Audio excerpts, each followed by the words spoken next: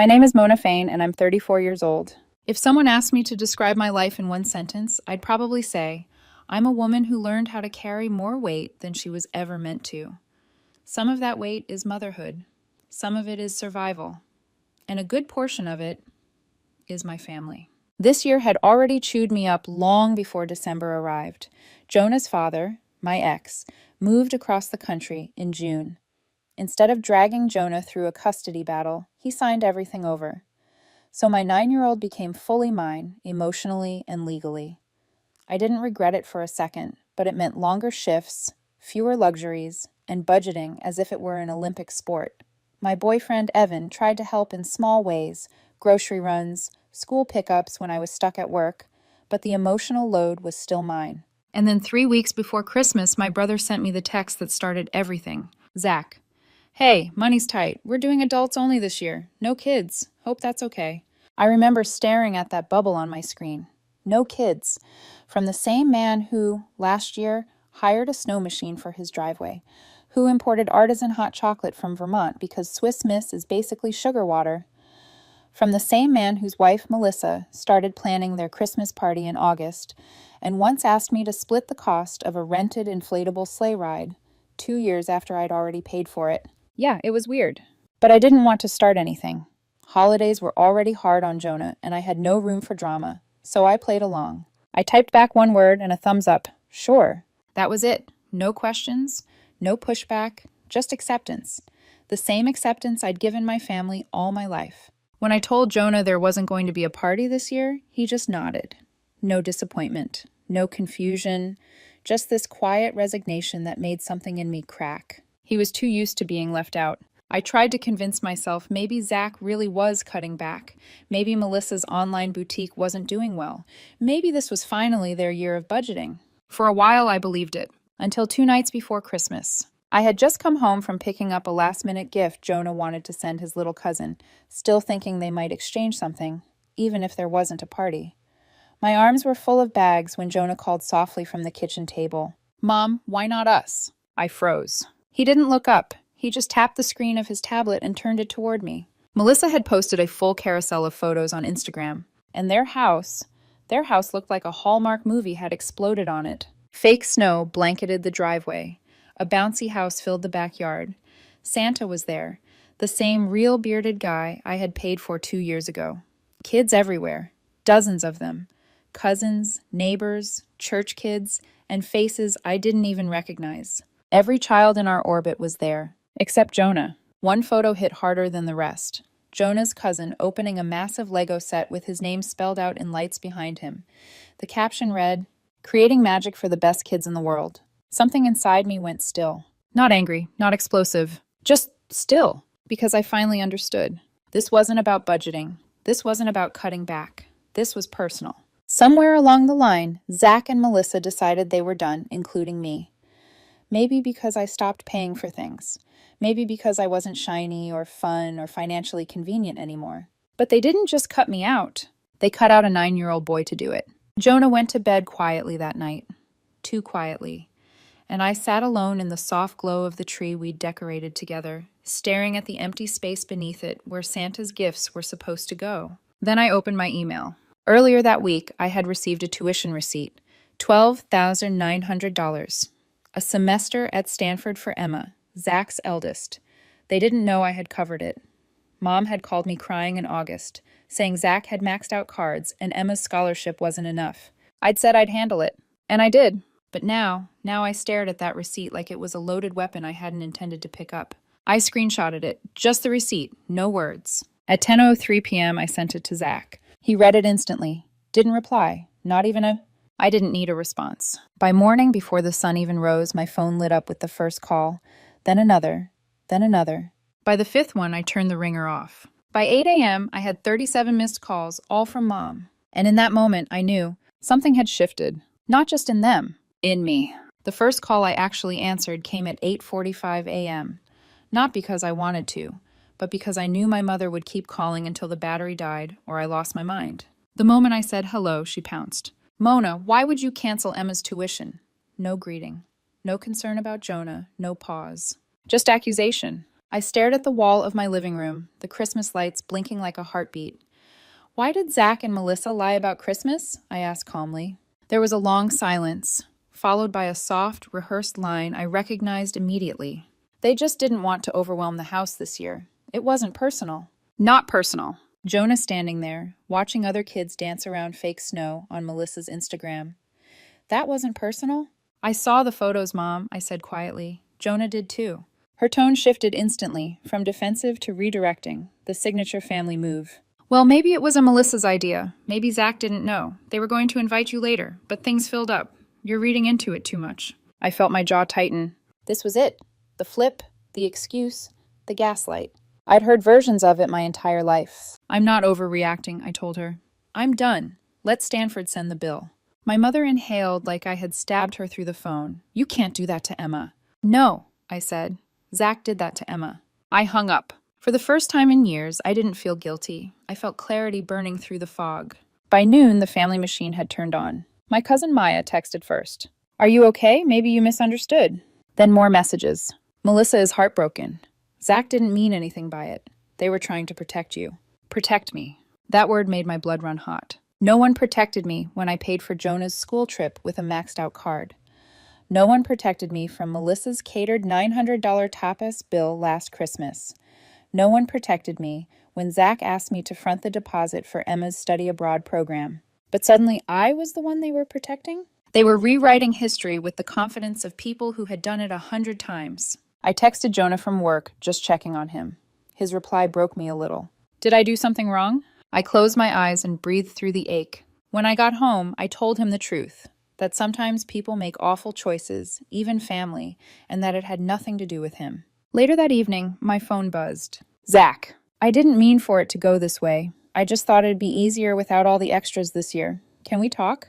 Easier. That was their word for excluding a child who made Melissa a glitter birthday card in July. A child who cried when Zach missed his school play. A child who looked at those Christmas photos and asked, why not us?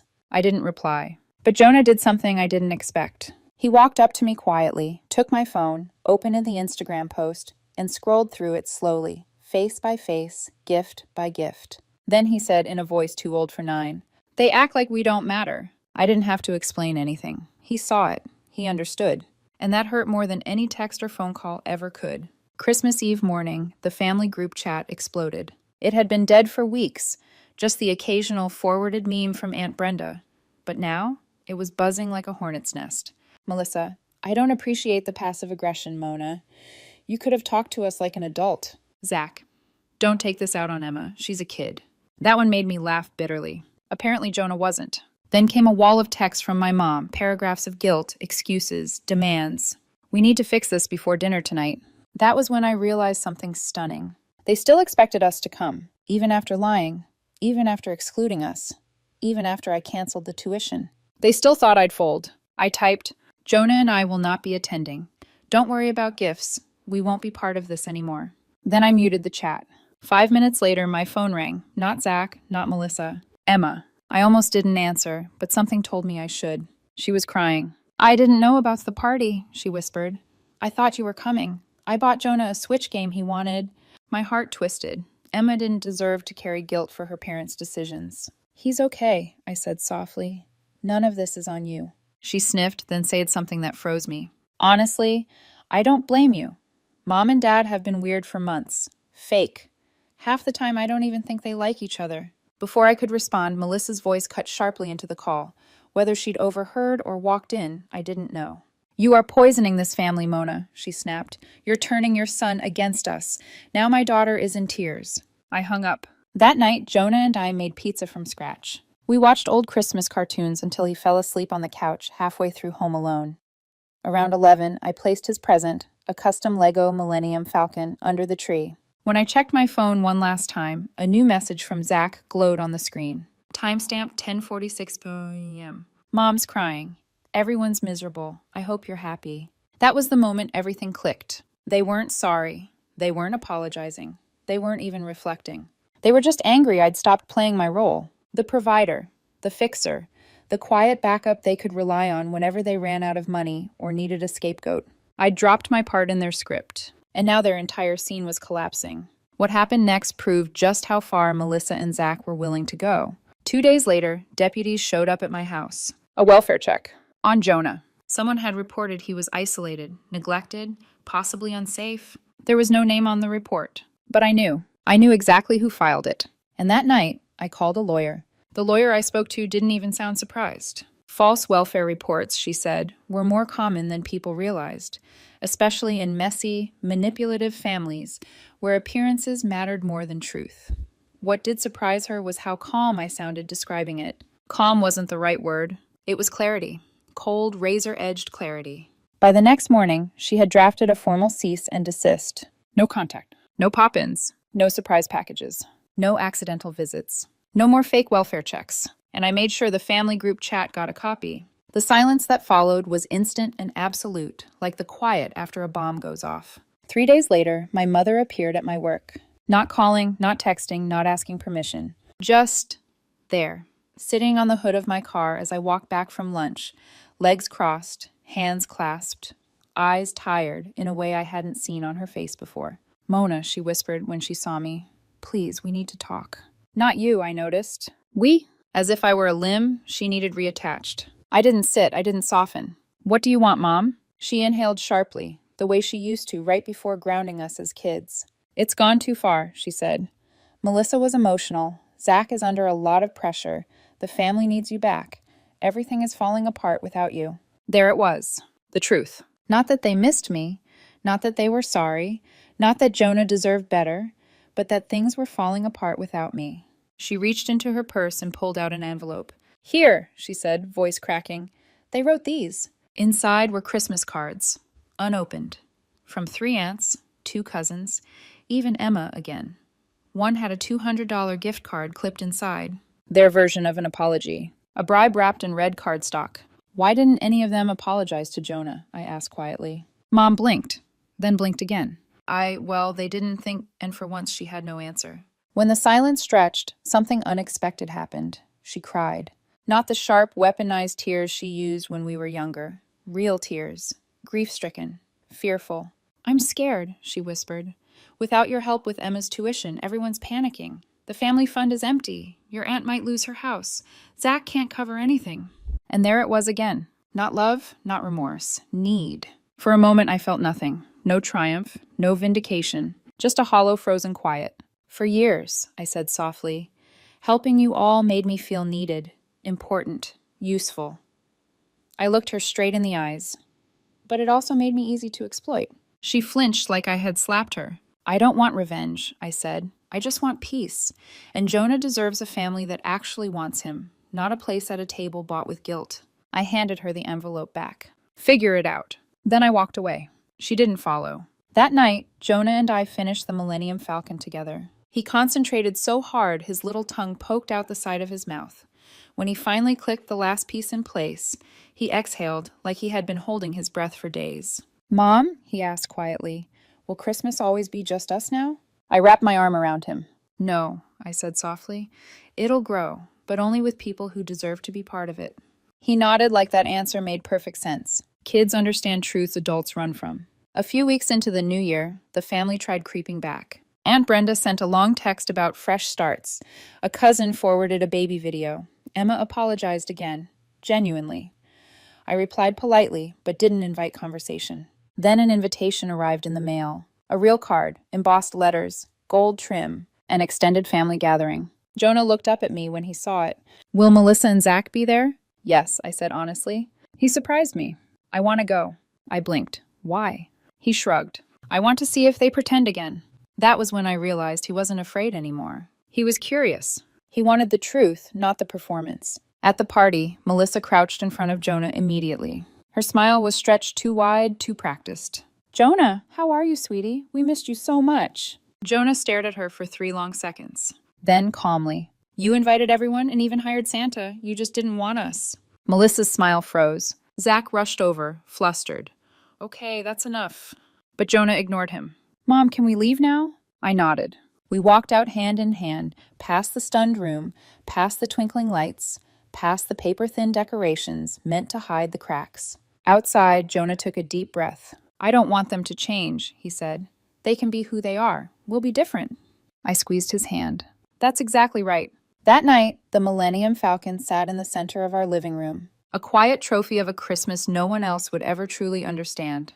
I closed the joint account, removed myself from the family group text, made the cease and desist permanent. Zach and Melissa still had each other. Emma deferred a semester. My mother tried patching things, but she couldn't rebuild a system held together by guilt and money. A system that fell apart the second I stopped feeding it. Jonah and I were free. We planned birthdays, watched The Empire Strikes Back, saved for a snow trip, walked the neighbor's dog, Chewy. We built our life slowly, honestly, without fear or guilt. And for the first time in years, I felt light. Family isn't obligation. It isn't sacrifice that drains you dry. It's love, honesty, safety. When they decided Jonah didn't fit their picture of family, I made my choice. I chose him. I chose truth. I chose peace. The world didn't collapse. They're gone. And we're just getting started.